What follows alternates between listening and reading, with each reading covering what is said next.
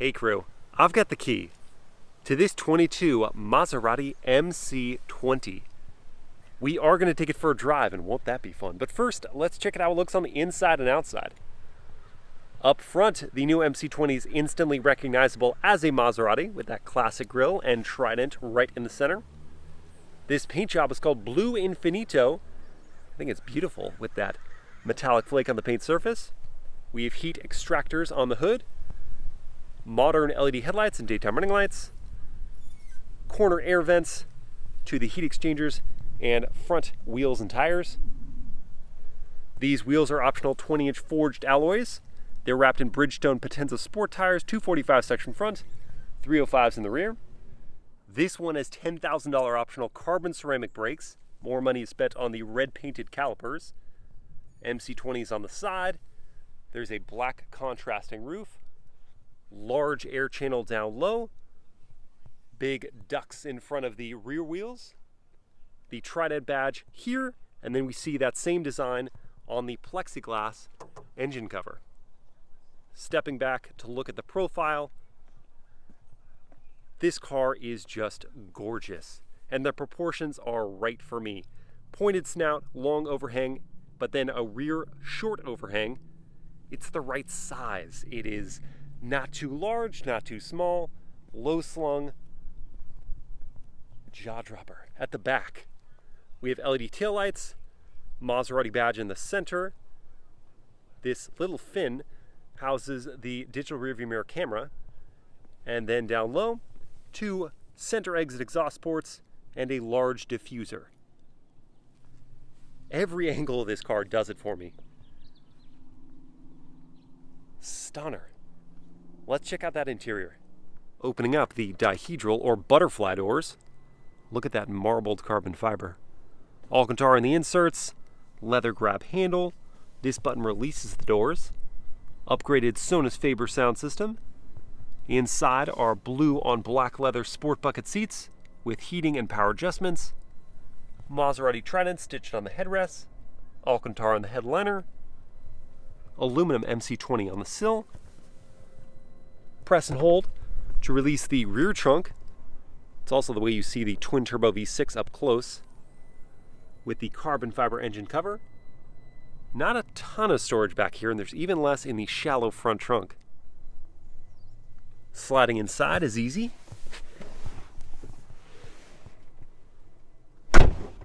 There's an Alcantara and carbon fiber wheel. It's just the right size and thickness. You get these big aluminum paddles in the column. A digital instrument cluster that's reconfigurable via these triggers on the left and right hand sides. Blue on black leather on the dashboard. MC20 on the passenger side, Alcantara below that. 10.25-inch touchscreen, is responsive and has wireless Apple CarPlay and Android Auto. Matte carbon fiber on this center tunnel.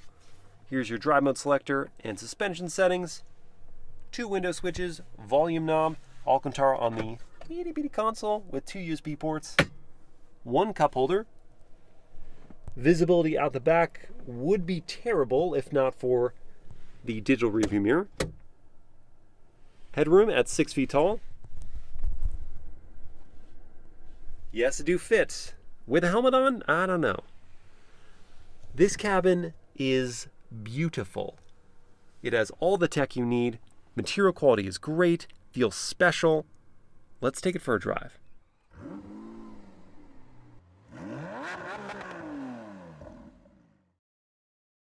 All right, let's fire it up.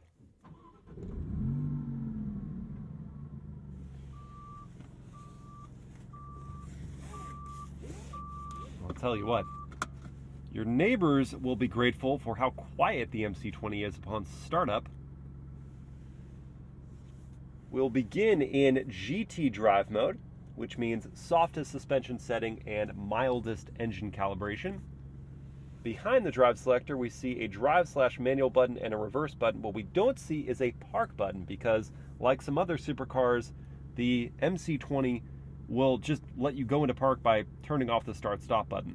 If you wanted to leave the car running and, say, get out and go run an errand, you could pull both paddles, putting you in neutral, and then pull on the e-brake so you won't roll away.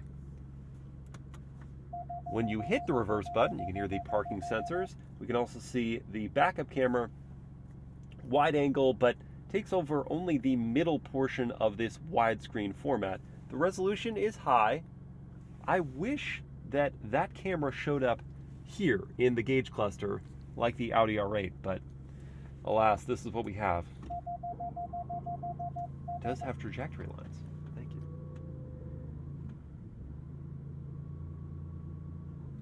Now to go into drive, you could hit the drive button or you just pull on the right paddle, which is always where you need it to be because it's mounted to the column.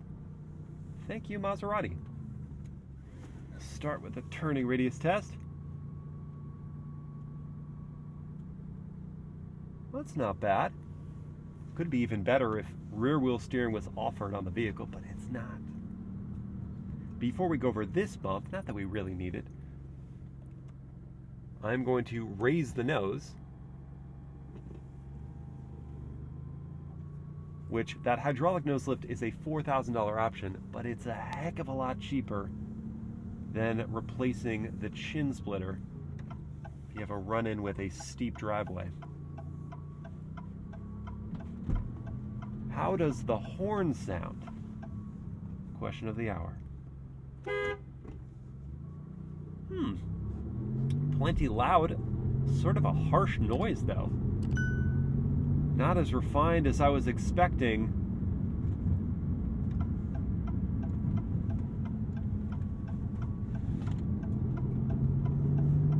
Let's talk about the engine. 3-liter twin turbocharged V6. Shares its general architecture with Alfa Romeo's V6, but this one's unique. The cylinder heads have twin combustion chambers, which is Formula One technology that fully uses all of the fuel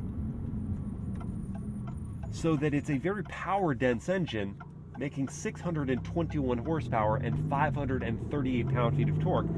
It's also reasonably efficient, 15 city, 20 highway, and 17 combined. Not bad for a supercar, certainly. That motor is connected to an 8-speed dual-clutch automatic gearbox and sends power to just the rear wheels.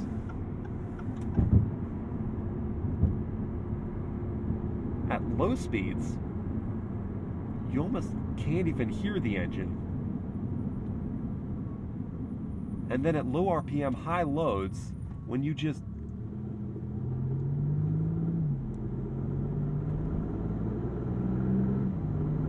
barely aggress the throttle, it almost sounds like a diesel. It has like that clatter.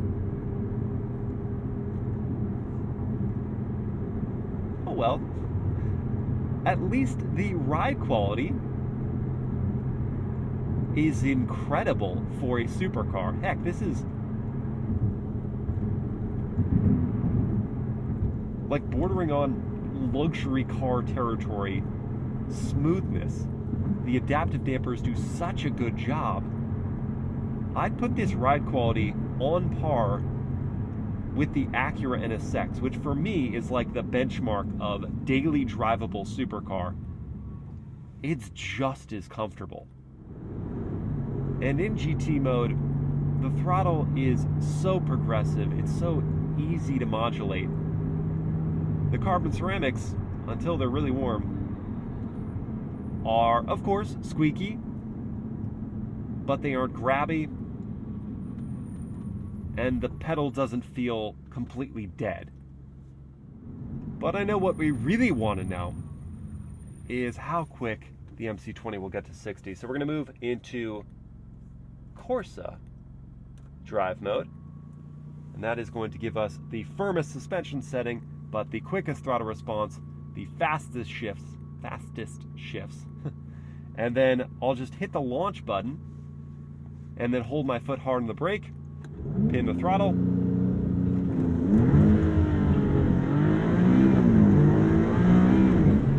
definitely struggled for traction off the line, and just to check, we can see that the tires were in the okay realm of heat.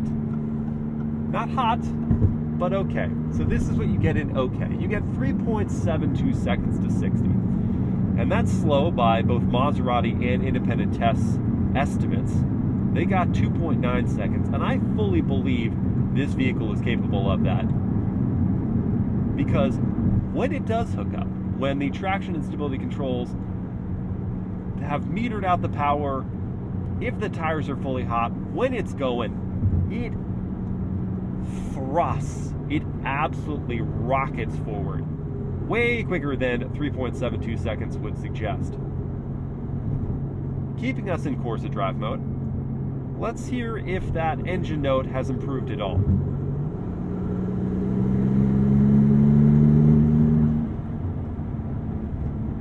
So what I love about this engine's character is that in the meat of the power band,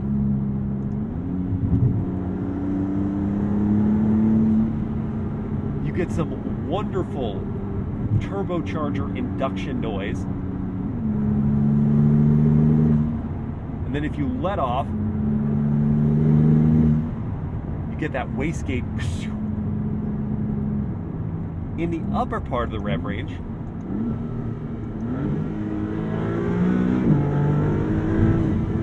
it has much more grit. It does sound pretty exotic for a V6. Yeah, this ain't your Camry V6.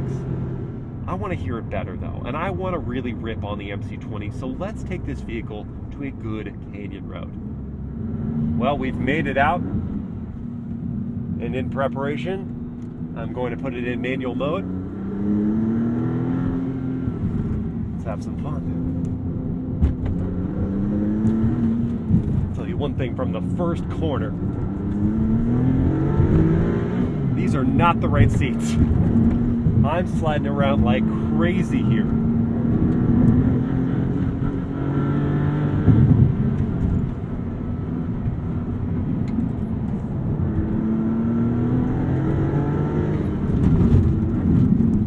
The carbon ceramics work beautifully.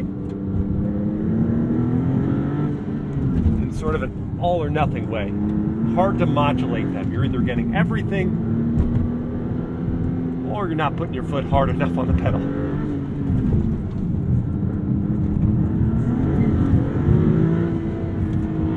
And in Corsa, it turns off stability control, so you can bring the back end around a little bit playfully without scaring yourself half to death.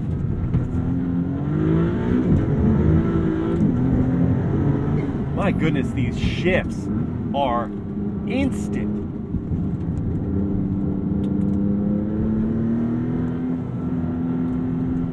The car feels phenomenally well balanced in the corners. So controllable. And the steering, though there is something of a mystery to it directly on center,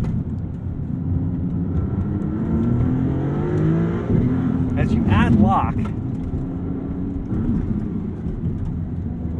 quite a bit of communication comes through.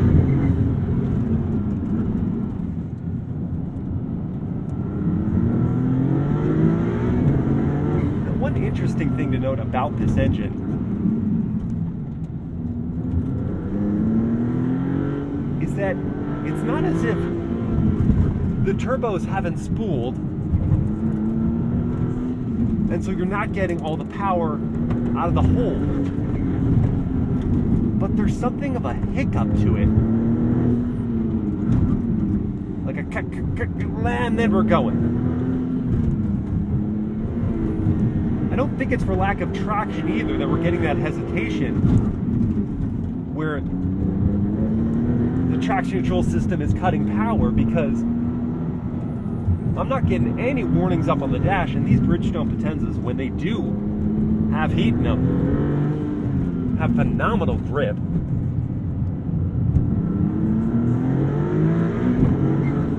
Gosh, and out of the hole.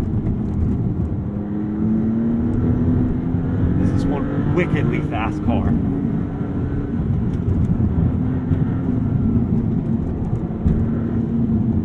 Yes, you have to settle in a groove with it. when you find that groove, there's so much here.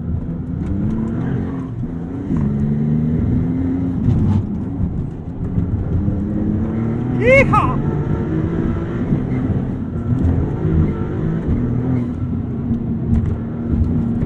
Worth mentioning as well that this MC20 has the optional electronic limited slip differential over the standard mechanical unit. That's part of the reason why it can detect loss of traction so quickly and redistribute the power, helping to slingshot you out of that hole.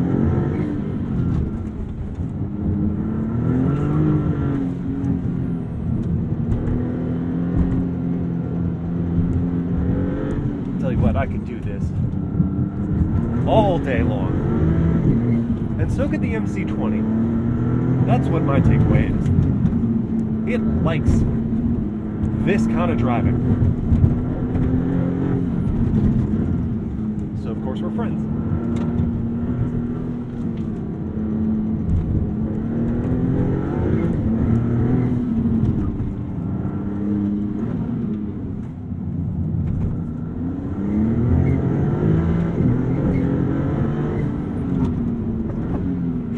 I'm really starting to appreciate these noises.